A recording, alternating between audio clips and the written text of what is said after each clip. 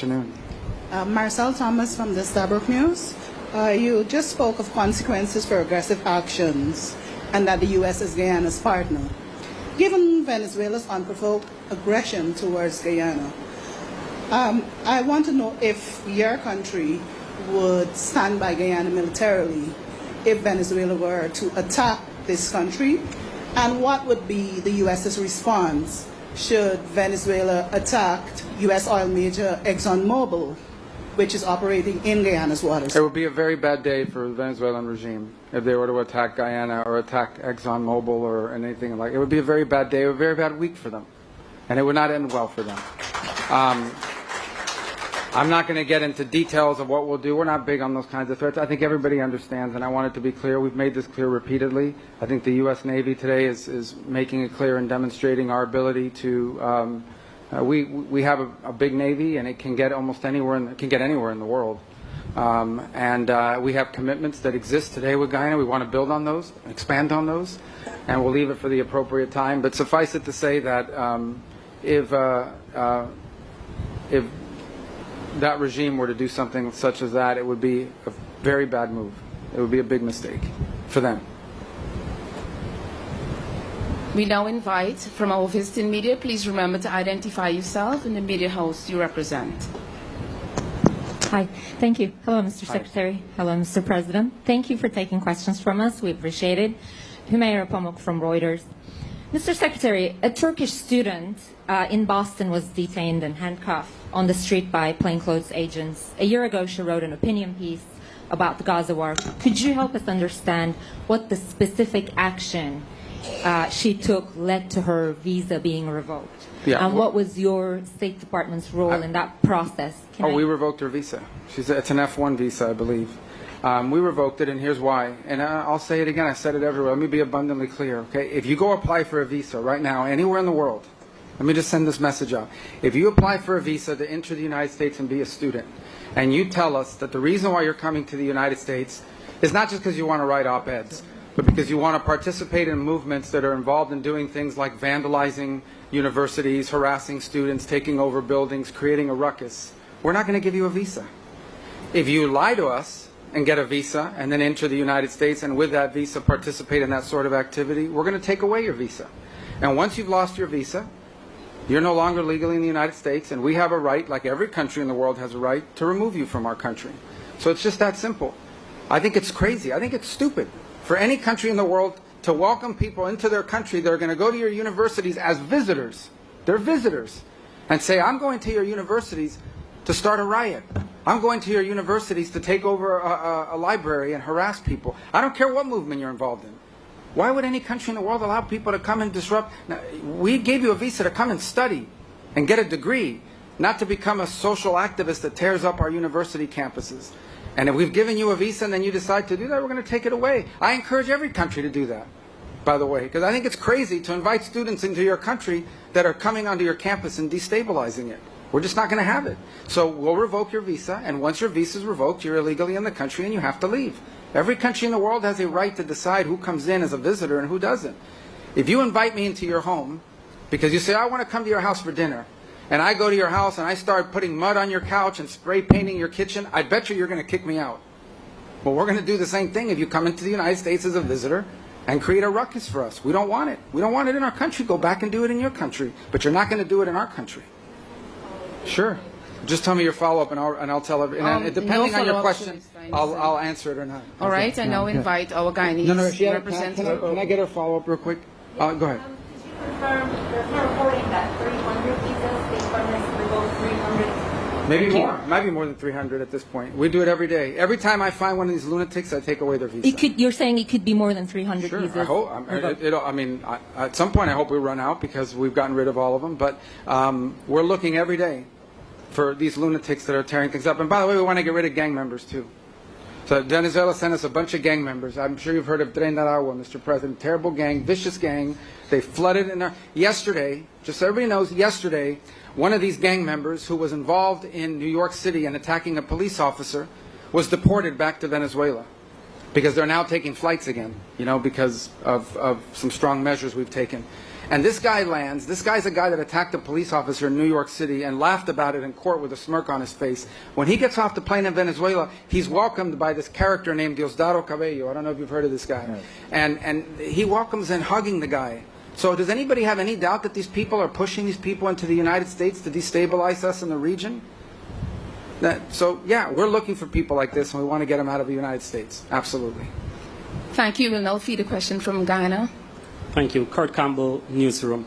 President Ali, you've already spoken about how President Trump's tariff plans for China ships could affect regional trade. I just wanted to know if in your trade talks today, if that issue was specifically discussed yes. For Secretary of State Rubio. Yeah, I can tell you. Oh, you were asking him. I'm sorry. It's for both of you. What assurances can you give Guyana and this hemisphere in terms of stemming indirect consequences? Yes. Well, look, the goal the president has in doing so is we need to have an ability to build ships in this world that don't just come from China. Okay, I think it's just dangerous to have one country in the world building all the ships. I assure you that, and we don't want a war, but I mean, they're not going to build ships for us if we get in trouble, right? So we need to have alternatives to Chinese shipping. We're trying to create a market and a demand for alternatives to Chinese shipping construction. And I'm the first one to admit that the United States made a terrible mistake when we deindustrialized and we allowed all these industries to leave our country and go to other places. Now we're paying the consequences, but we have to fix it. So I do believe, I can't speak, the trade portfolio does not belong to the Department of State, but I do believe that we will take this back because we've heard this not just here, Mr. President, we've heard it throughout our visits here in the Caribbean, and we're going to take it back and explain to those who are in charge of trade policy that there are some implications to applying it to certain nations who are partners and who are seeking to develop their economies in ways that I think serve the national interest of the United States, not to mention the national interest of our partner nations, and see what can happen. So I can't make a commitment to those exemptions because that's not something we handle at the Department of State. What I can commit to is that I will most certainly raise this issue as a recurring issue in multiple places, that it would have a real, detrimental effect on economic development. Maybe in 10 years it won't be an issue because there's been some diversification, maybe in 5. But right now it would be problematic. That message I'll take back to Washington and to my colleagues that are handling the trade portfolio, and and we'll see how the President decides to proceed. But rest assured, we will take that message back. Yeah, just to echo the sentiments that, yes, we did discuss it, and the region would have raised it also. But the Secretary Rubio, as he said, would take this back and to see whether there can be any special initiative for the region, given our specific circumstances. But let me say also that we have a responsibility to our friends. The U.S. is a great friend of ours. The U.S. would have made it very clear that they are ready to stand by us in our development, in our economic expansion, in our security, and in our defense. And I would say very boldly that such friends must have some different and preferential treatment, because a friend who will defend me when I need a friend to defend me must be a friend that enjoys some special place in our heart and in our country, and that will be the case. Thank you. And just quickly, illegal migration was also listed as a topic of discussion. Could you say what are the expectations from Guyana in this regard, and any discussions on third country deportation? Well, we want to work with you on that. I think that's a problem for you as well. I mean, obviously, because of the combination of your growing economy, labor needs, and your geography, you've been a place where a lot of people have come in. And I think you want it to be the right people, right? So I think if we have information that someone has entered your country who has bad intentions, we want to be able to share that with your government, because you don't want that. You don't want those, if we have information on a Trinidad gang member from Venezuela, we want to make sure that we have collaboration and we're sharing that information.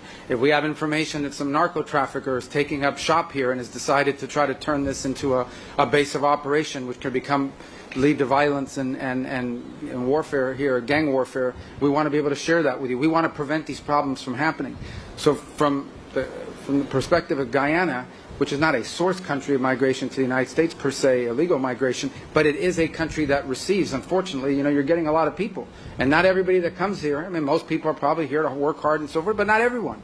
So if we have information that someone is in your country that we know is a bad person, we want to be able to share it with you. We want to be able to share it with you very quickly. So that sort of information sharing, it has to be a cornerstone of this security agreement that we signed today and want to continue to expand upon. We will now feed our final question from our visiting media. Thank Hello. you so much. Hi. Vera Bergenguren with Wall Street Journal. They're very tough. Just be careful. All right. No. Secretary Rubio, when you and President Bukele, you mentioned Trinidad several times, when you and President Bukele negotiated the deal to transfer the U.S. deportees to his prison in Secot, did you discuss any provisions to ensure that individuals mistakenly identified as gang members would have access to legal recourse, or that they can secure their release if they are wrongfully Yeah, detained? we have that list was carefully vetted, provided to us by Homeland Security. We have confidence in it. What we negotiated is the reality that they in El Salvador comply with all the international requirements for imprisonment. So we sent them people. It was a combination of people, gang members, people we knew were involved in activities that were not productive to the United States. All of them removable in terms of our laws, all of them. Every single one of them was someone who was removable from the United States, irrespective, and MS-13 members, many of whom are Salvadoran, that we had identified as MS-13 members that they had helped us identify as well. So it was a combination of people that we sent. And, we may send more.